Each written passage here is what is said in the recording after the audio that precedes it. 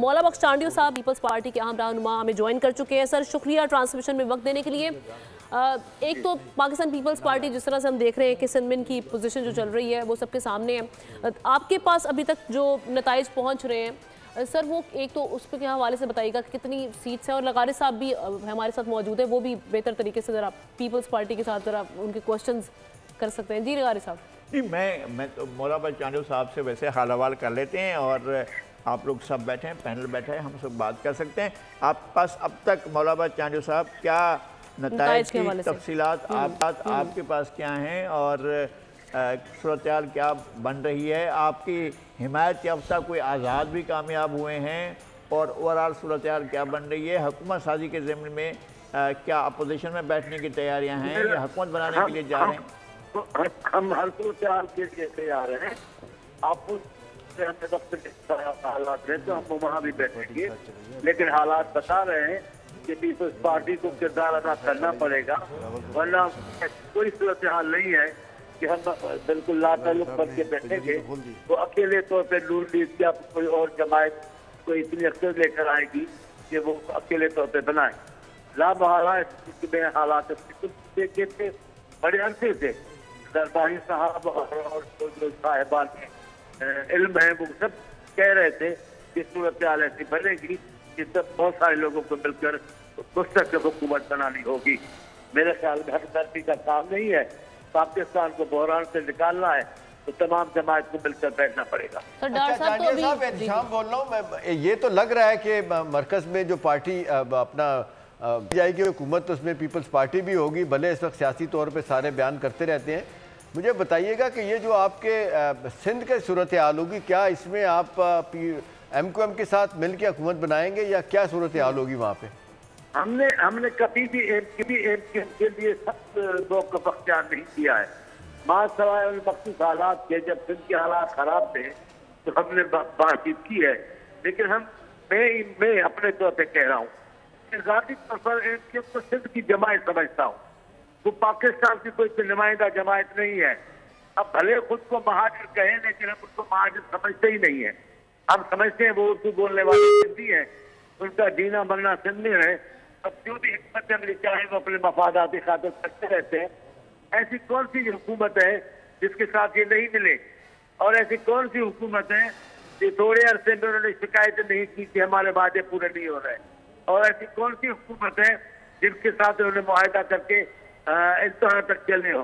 हम सब सूरत हाल जानते हैं, लेकिन हमें सिंध के अमन अमान के लिए, सिंध की तरक्की के लिए सोचते हैं कि सिंध के तमाम लोग जो सिंध में रहते हैं वो मिलजुल कर, जिस तरह पाकिस्तान के लिए भी मिलजुल कर कोई मसाइल हल करेंगे तो मसला हल होगा। वरना सिंध हमेशा सिंध पीपल्स पार्टी की पोजिशन में आई है कि अकेले तौर पर हुकूमत बना सकती है, लेकिन हमने भी हमेशा कोशिश की कि सिंध के मुस्तकिल रहने वाले हैं सब मिलजुल कर चलें।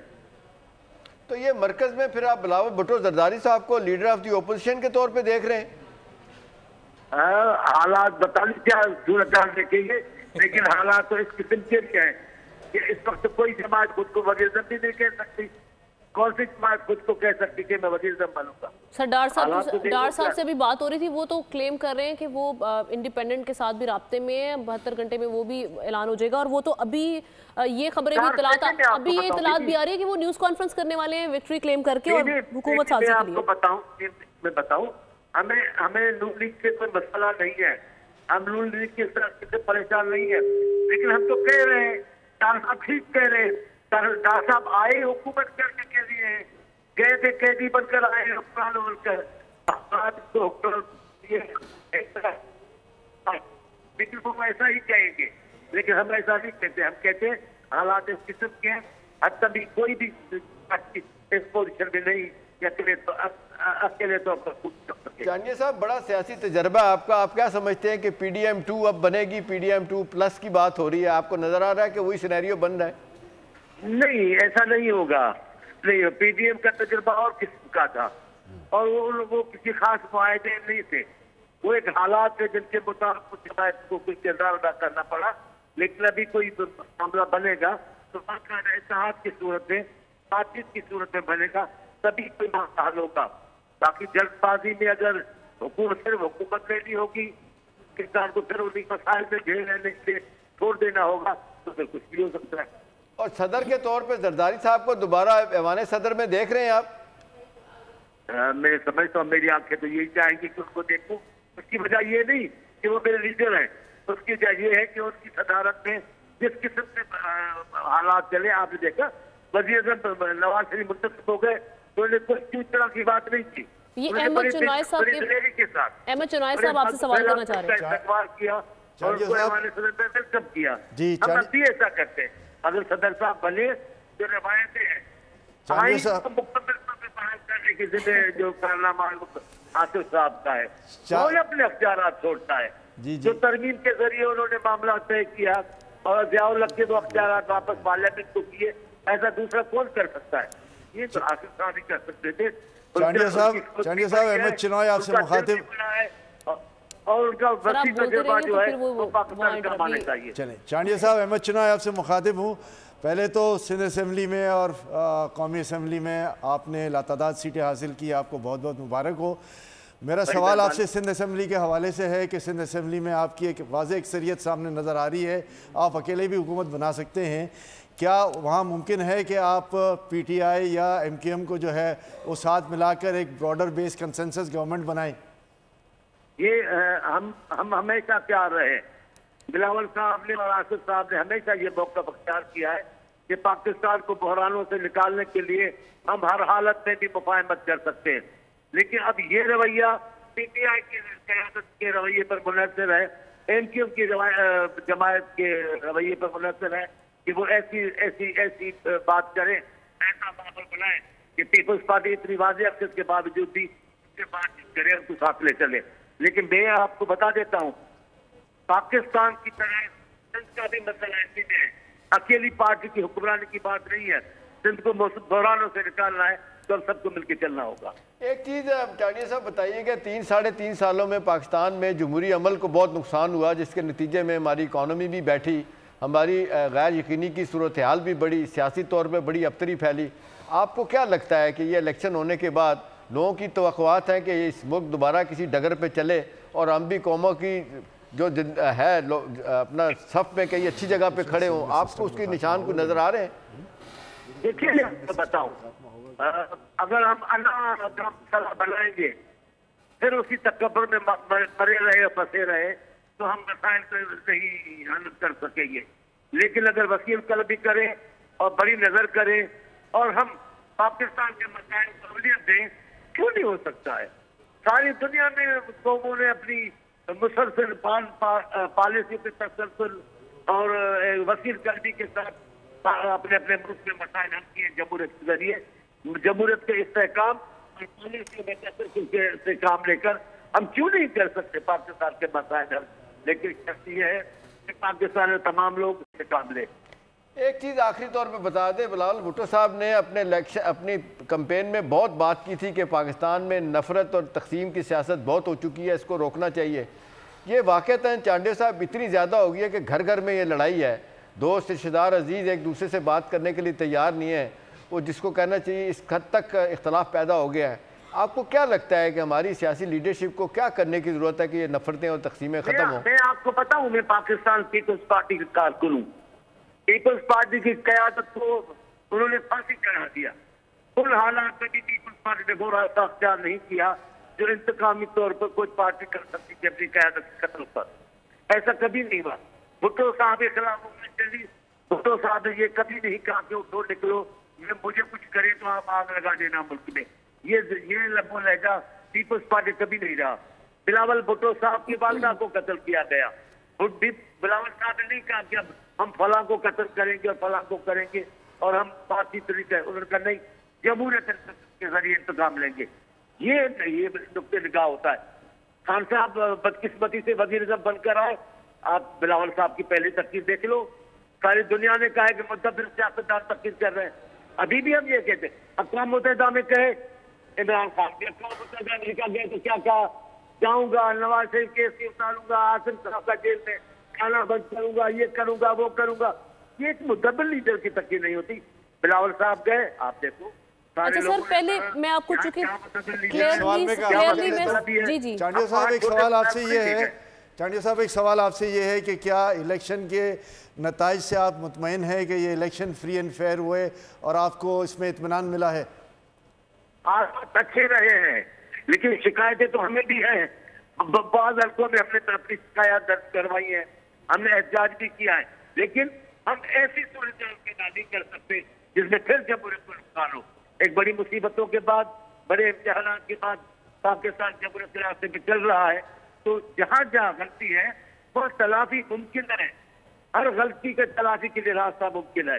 हम भी यहाँ बैठकर अगर मोहब्बत और इत्तेहाद और पाकिस्तानियत का, और दूसरी बात, आप बतानी शहर में नहीं हो, मैं हर मौके में मैंने कहा है कि पाकिस्तान को पाकिस्तानी कौम परस्त क़यादत की जरूरत है।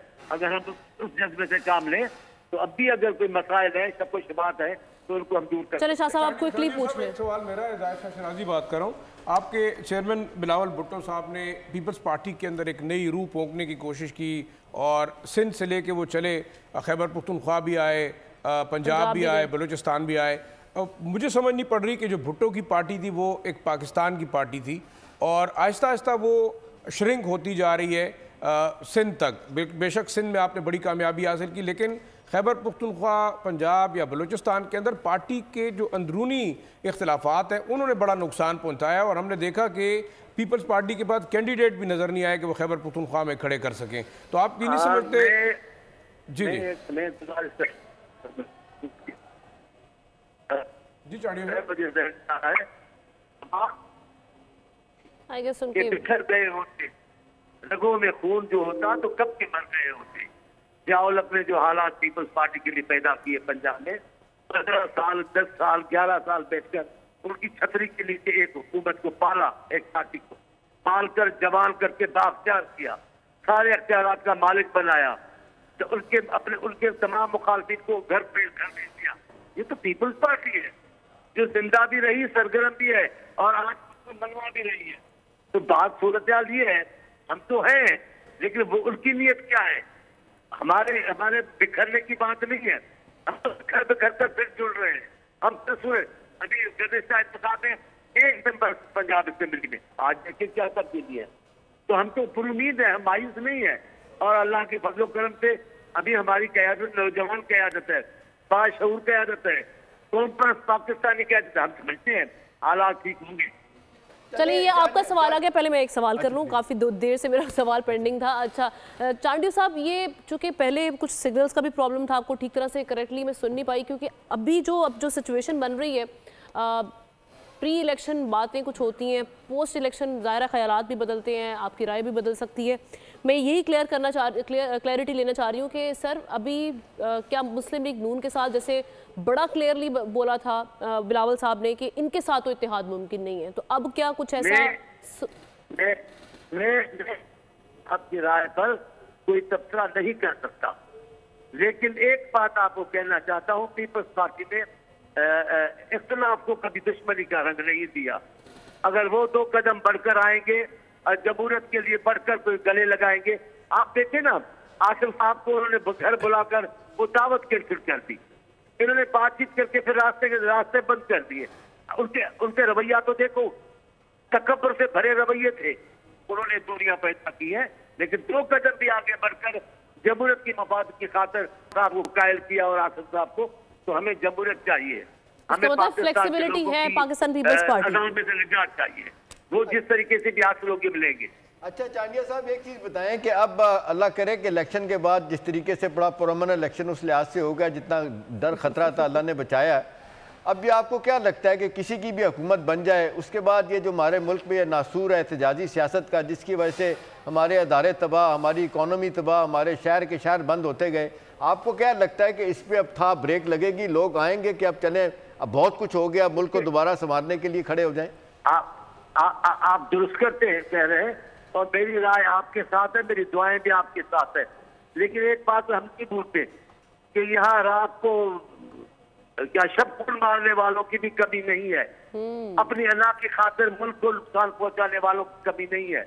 हम उनसे डरते हैं, वरना तो बरमला कह दें कि क्यों नहीं हो सकता है, हो सकता है, हम साथ भी हो सब और मुल्क को आगे भी ले जाएं, लेकिन शब कैसे मारा जाता है, कैसे जमहूरियतों को कमजोर किया जाता है, कैसे जमहूरी रहनुमा को गैर मौसर किया जाता है। अगर वो रवैश खत्म हो गई तो इंशाअल्लाह पाकिस्तान में जमहूरियत भी चलेगी और पाकिस्तान को बेहतर दिन भी मिलेंगे। पाकिस्तान खप्पे आप कह रहे हैं। चलें जी, बहुत शुक्रिया मौला बख्श चांडियो साहब हमारे साथ मौजूद थे। सब्सक्राइब करें और बेल दबाएं ताकि कोई खबर रह न जाए।